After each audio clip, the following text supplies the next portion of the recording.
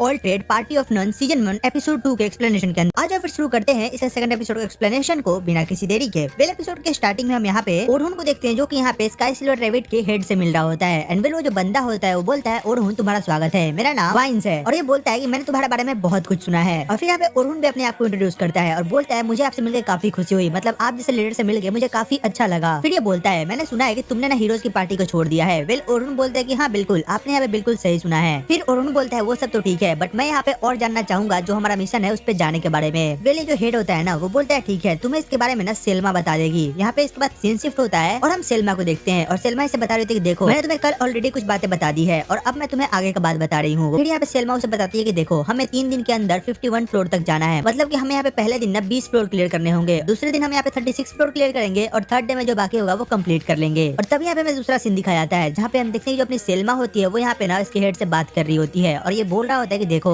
मुझे पता है कि जो हीरोज की पार्टी है उन्होंने और उनको निकाल के काफी बड़ी गलती करी है, मतलब उन्हें यहाँ पे काफी ज्यादा लॉस हुआ है। सेल्मा बोलती है कि हाँ बिल्कुल वो काफी ज्यादा स्ट्रॉन्ग है। और फिर यहाँ पे सेल्मा आगे बताती है कि भले ही ओरहुन का लेवल थोड़ा कम है बट जब मैं उसके साथ फाइट कर रही थी तो यहाँ पे जो उसके सोचने की और अटैक करने की स्पीड है वो सच में काफी कमाल की है, मतलब मैंने उतना स्पीड से किसी को काम करते हुए नहीं देखा है। तो जब वो हमारे साइड में रहेगा तो ये हमारे लिए काफी अच्छा होगा। मतलब मैं ना खुद उसके इस बात से शॉक्ड हो गई थी। और आपको तो पता ही है कि जितने भी इंचेंटर होते हैं उनको उस तरीके का वैल्यू नहीं दी जाती जैसा कि मिलना चाहिए और मुझे इसलिए मिल गया है ताकि मैं आपकी पार्टी से हूँ। एंड विल यहाँ पे ना और भी सारी बातें करते हैं ओरहुन को लेके। विल इसके बाद सीन शिफ्ट होता है और हम देखते हैं यहाँ पे लोग बैठ के बात कर रहे होते हैं और ये जो हेड होता है ना मतलब कि वाइन्स होता है ये बोलता है देखो ओरहुन मैं यहाँ पे तुम्हें ना पूरे दिन के काम करने के लिए 3 दिन के लिए 12 गोल्ड कॉइन देने वाला हूँ। और ये बात सुनते हैं ओरहुन थोड़ा शॉक्ड होता है और फिर ये आगे बोलता है कि देखो मैं यहाँ पे तुम्हें अभी ना एडवांस में 2 गोल्ड कॉइन दे दूंगा और पूरा काम होने के बाद 10 बाकी के दे दूंगा। और ओरहुन बोलता है नहीं आपको नहीं लगता कि ये थोड़ा ज्यादा है, मतलब कि ये तो मेरे पूरे साल की कमाई से भी ज्यादा है। ये बोलता है कि हाँ ठीक है बट तुम काम यहाँ पे काफी ज्यादा तगड़ा कर रहे हो। यहाँ पे ओरहुन मन में सोचता है कि मुझे ऐसा लग रहा है ना कि यहाँ पे कुछ तो गड़बड़ है, मतलब कुछ ऐसा जो कि ये लोग मुझे नहीं बता रहे हैं और अगर मैं इनसे पूछूंगा तो भी ये मुझे नहीं बताएंगे। खैर छोड़ो मैं पूछूं ही क्यों, ये मेरी मामला नहीं है, ये इनकी पार्टी का मामला है, तो हो सकता है ये मुझसे शेयर ना करे।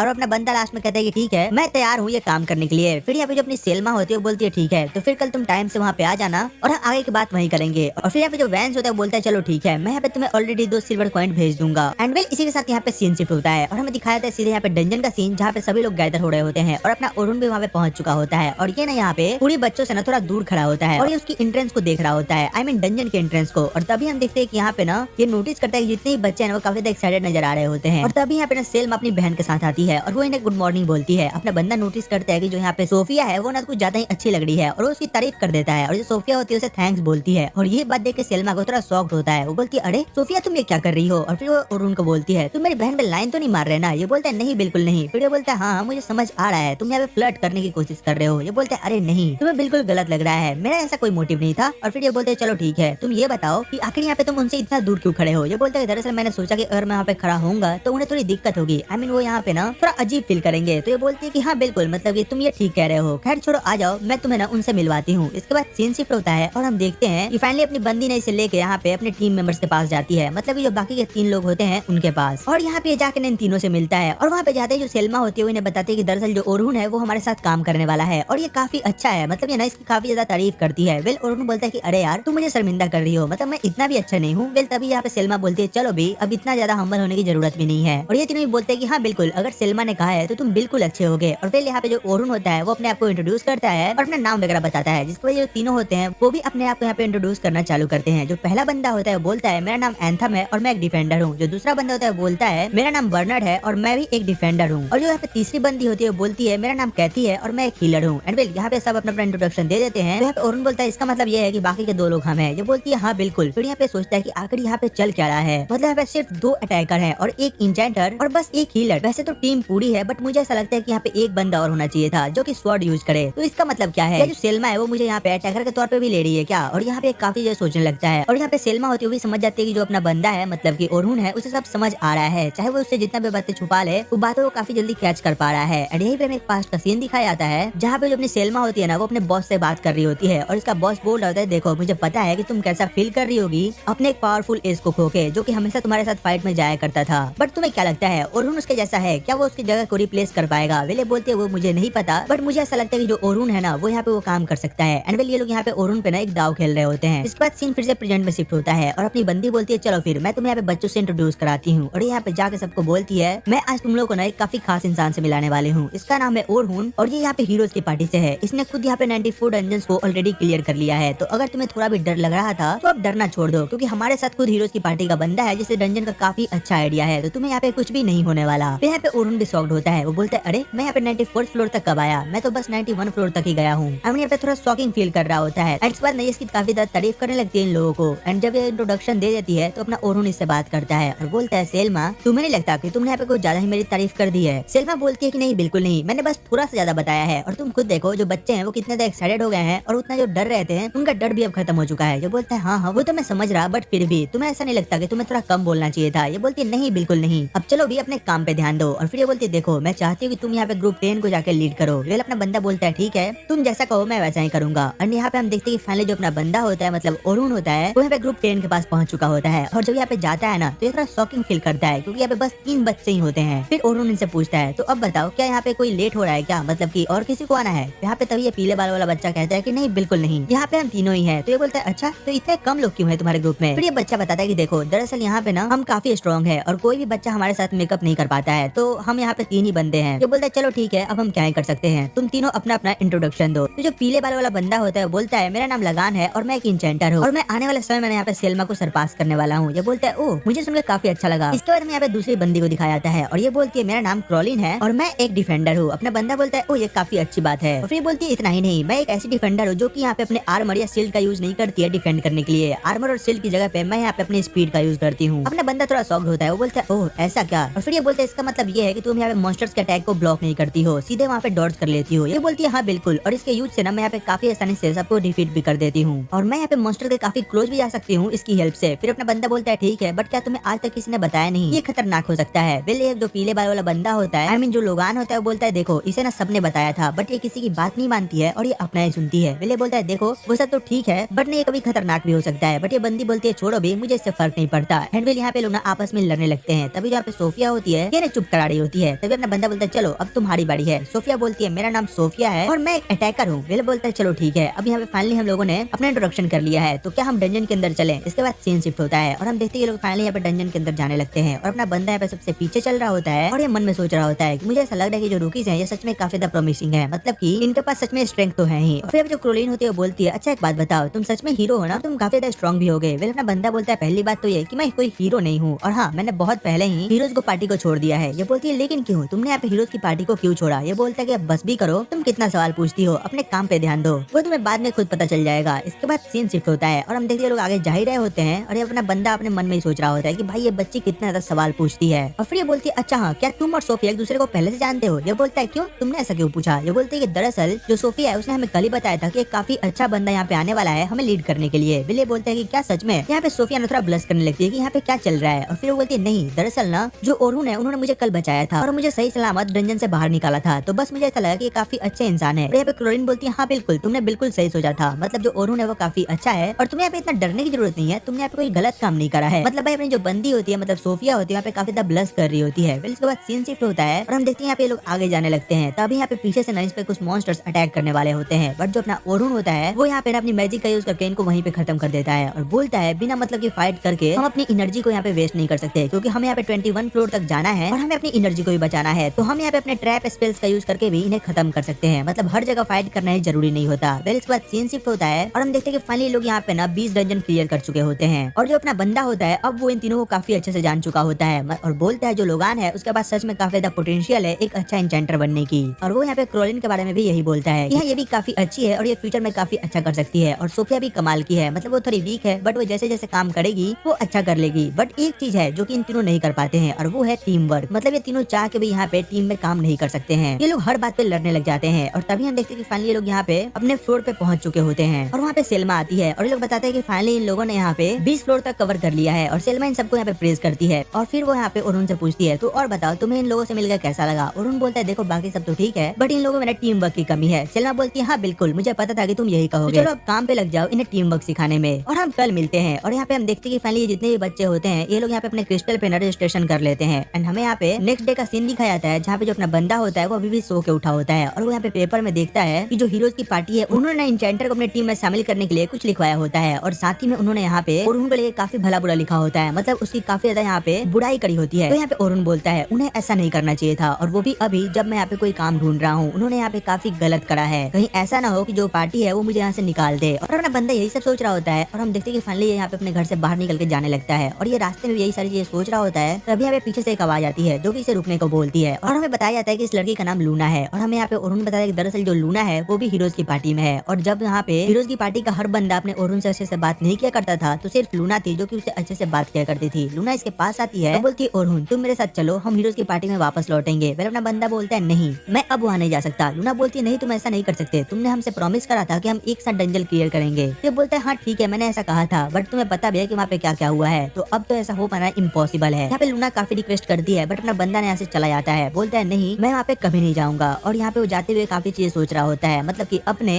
और अपने दोस्तों के बारे में और उनके बचपन के बारे में। और फिर वो बोलता है कि अब चाहे जो भी हो जाए मैं हीरोज की पार्टी में नहीं लौट सकता क्योंकि अब काफी देर हो चुकी है। एंड वेल इसी के साथ ये एपिसोड यहीं पे खत्म हो जाता है। तो तुम कमेंट करके बताना कि तुम्हें एपिसोड कैसा लगा, इसकी एक्सप्लेनेशन कैसी लगी। और हाँ अगर अच्छी लगी हो तो यार एक लाइक एंड सब्सक्राइब करना मत भूलना। तो चलो फिर मिलते हैं तुमसे एक और नई वीडियो एक और नई एक्सप्लेनेशन के साथ। तब तक के लिए टेक केयर, गुड बाय।